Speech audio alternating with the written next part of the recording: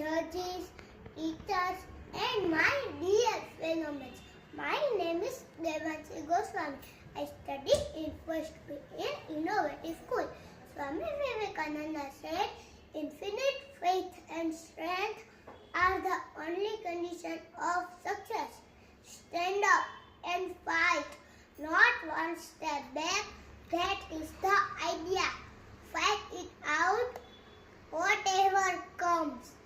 Let the stars move from the sphere. Let the whole world stand against us. Do not say we are weak. We can do anything and everything. What can we not do? Everything can be done by us. We all have the same glorious soul. Let us believe in it. Perseverance will finally conquer. Nothing can be done in a day. Struggle is the sign of